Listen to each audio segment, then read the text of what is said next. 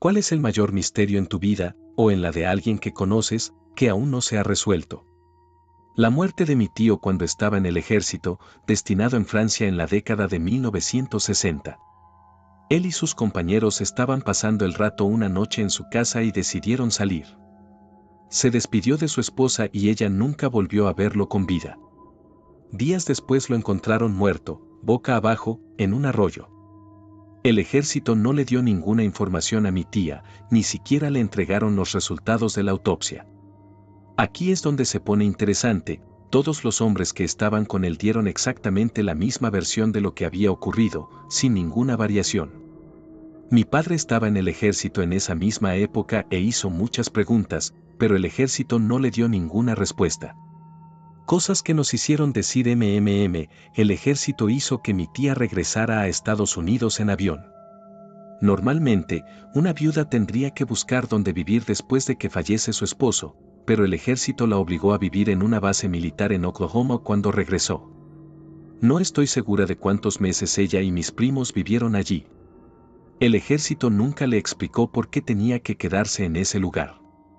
Después de un tiempo, le permitieron irse y se fue a vivir con mis abuelos por un tiempo.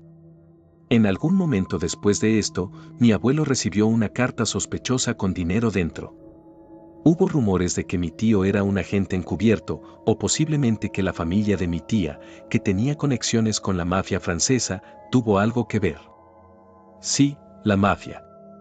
Avanzando hasta la década de 1980, mi otro tío era presidente de una universidad en Texas, así que tenía contactos. Al principio presentó una solicitud de FOIA, Ley de Libertad de Información, con la esperanza de finalmente obtener información. La solicitud de FOIA fue rechazada, así que contactó a un senador que conocía para pedir ayuda. El senador hizo todo lo que pudo, se comunicó con todas las personas que se le ocurrieron que podrían ayuda. Mi abuelo era dueño de una exitosa empresa de construcción y pavimentación en Buffalo en los años 50. Naturalmente, tuvo muchos encuentros con distintos mafiosos en ese rubro. Logró mantenerlos fuera de su negocio, pero sí recurrió a la ayuda de algunos antiguos matones de la mafia irlandesa de Nueva York para que trabajaran en algunos de sus equipos como medida disuasoria, y en un par de casos, como represalia. Hubo amenazas de muerte, un tiroteo desde un auto frente a su casa, un intento de secuestro frustrado y otras travesuras estereotípicas.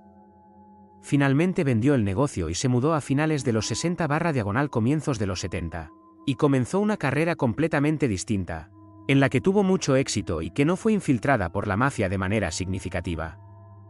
Mi tío tenía una relación difícil con mi abuelo. Se mudó a Colorado a principios de los 70 y se veían muy poco.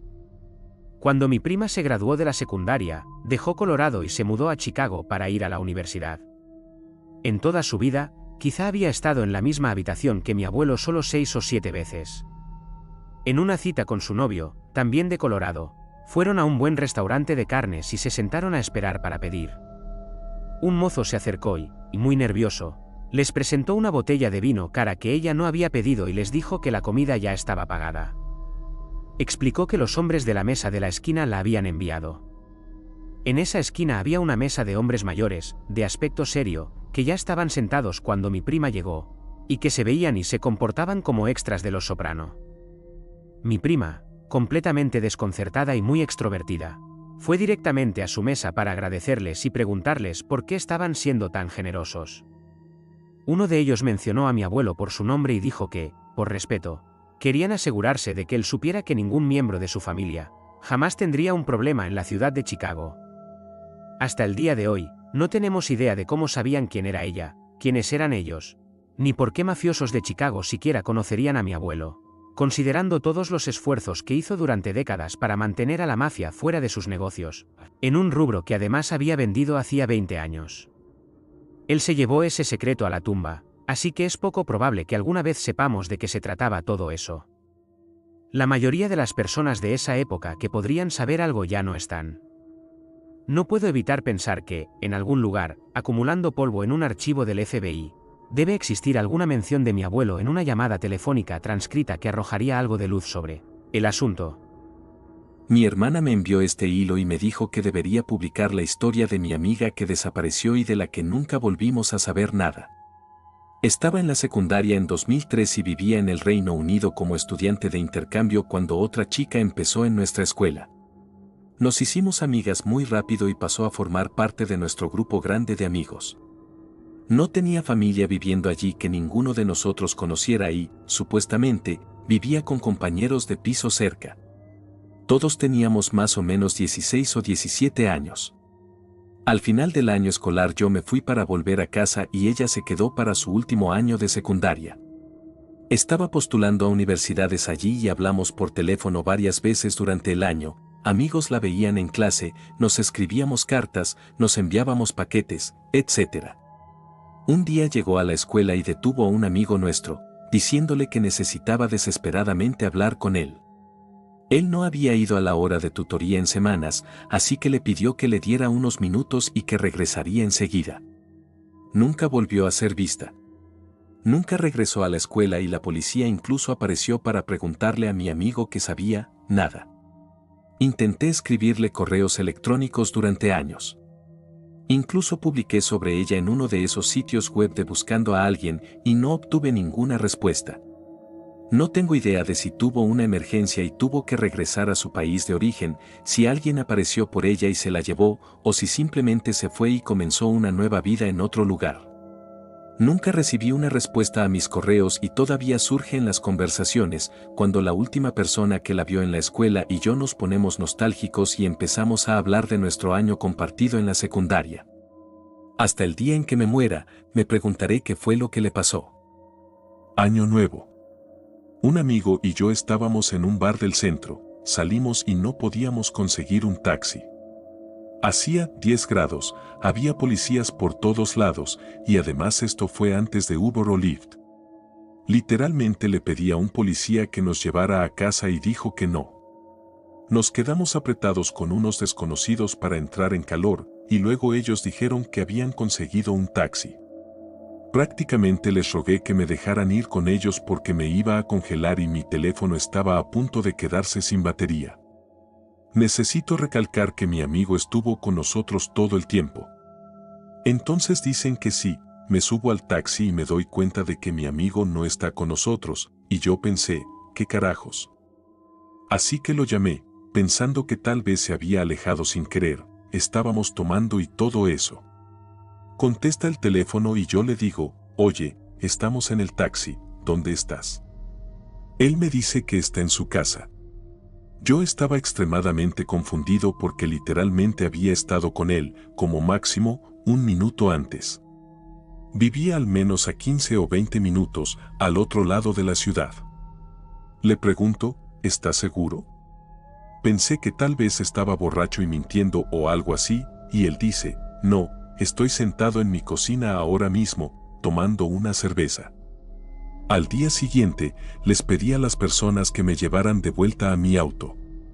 Llegué a casa, cargué el teléfono y lo llamé, y le dije, entonces, ¿qué fue lo que realmente pasó anoche? Y él estaba confundido. Le expliqué mi versión de la situación y me dijo, amigo, de verdad no lo sé. Estaba parado ahí y, de repente, me llamaste y yo estaba en mi cocina. Hablamos de esto durante unos 10 años y nunca descubrimos cómo diablos se teletransportó mágicamente a su casa en menos de 60 segundos. Me gustaría explicarlo diciendo que estaba borracho y no estaba donde creía o algo raro así, pero era una de las personas más honestas que conocía. Casi demasiado honesto la mayoría del tiempo. Dijo que se despertó en su cama y recordaba la llamada, pero no podía recordar en absoluto cómo había llegado a casa. También dijo que básicamente estaba apenas entonado cuando llegó, que no estaba intentando emborracharse hasta perder el conocimiento y que esperó a llegar a casa para ponerse realmente borracho con su compañero de cuarto. Un amigo de la familia fue asesinado alrededor del año 2000. Las autoridades no se dieron cuenta de que había sido un asesinato hasta más tarde, por distintas razones. Varias personas que conozco fueron sospechosas, en su mayoría por tonterías típicas de un pueblo pequeño. Nunca hubo verdaderos sospechosos claros ni respuestas. Otro conocido desapareció y fue buscado. Tuve un sueño en el que lo encontraban, en un lugar que en el sueño me resultaba familiar, aunque no estaba segura de su ubicación exacta. La yo del sueño estaba convencida de que, si le describía el lugar a mi papá, él podría decirme dónde era. Su vehículo, que era una parte destacada del sueño, fue encontrado ese mismo día en un lugar muy lejos de las posibles ubicaciones del sueño, aunque el lugar del sueño fácilmente podría haber estado en la ruta hacia donde se encontró el vehículo. Mi papá no tenía idea de qué lugar estaba describiendo, solo algunas suposiciones, y yo nunca fui a revisar los lugares más probables. Un objeto mío que definitivamente estaba dentro de la secadora, yo misma lo había puesto ahí, con la intención de usarlo ese día, fue encontrado varios días después en mi vehículo, en otro pueblo. El incendio comenzó en la pared detrás de la secadora. Después de que se quemó, descubrimos que esa misma casa tenía una pared que encerraba por completo otra pared previamente quemada. Dentro de esa pared había una puerta con las palabras *keeper escritas en pintura roja. Una de las habitaciones que limitaba con esa pared tenía un enorme agujero diagonal fosa en los cimientos, con tierra expuesta varios metros por debajo del nivel de la base. Simplemente habían construido el piso de madera encima. Esa propiedad ha tenido 7 incendios estructurales de los que estoy segura, y puede que haya habido al menos 2 más. Hace mucho tiempo, tenía un amigo del colegio que se comportaba de una manera muy extraña. A veces pasaba que simplemente me ignoraba durante días después de conversaciones que, desde mi punto de vista, habían sido completamente normales. O ignoraba mis mensajes o incluso llegaba a bloquear mi número, y también me evitaba en la escuela. Por alguna razón, siempre era el último en llegar a clase y el primero en irse. Además, si nuestras miradas se cruzaban, tenía una expresión triste en el rostro, casi como si yo hubiera hecho algo imperdonable. Luego, al poco tiempo, de repente volvía a comportarse con normalidad, sin dar ninguna explicación. Por cierto, una vez publicó un meme que decía algo así como, las chicas son tan misteriosas, nunca sabrás lo que realmente quieren decir. No sé si iba dirigido a mí o a su novia de ese momento, con quien terminó más o menos por esa época. En fin, resulta bastante irónico viniendo de alguien como él. Un día ya no aguanté más y le pregunté directamente por qué nunca me decía que le molestaba de mi comportamiento. Él respondió, mis mejores amigos lo habrían sabido. Por eso te bloqueo *. Y luego me volvió a bloquear. Han pasado casi 8 años desde la última vez que lo vi, nos graduamos poco después, y todavía no sé qué le estaba pasando en ese entonces. Curiosamente, hace unas semanas busqué mi nombre real en The Unsent Project y encontré una entrada en la que alguien se disculpaba por bloquearte tantas veces. No tengo idea de si estaba dirigido a mí o si fue solo una coincidencia, pero aún hoy, a veces, me da escalofríos pensarlo.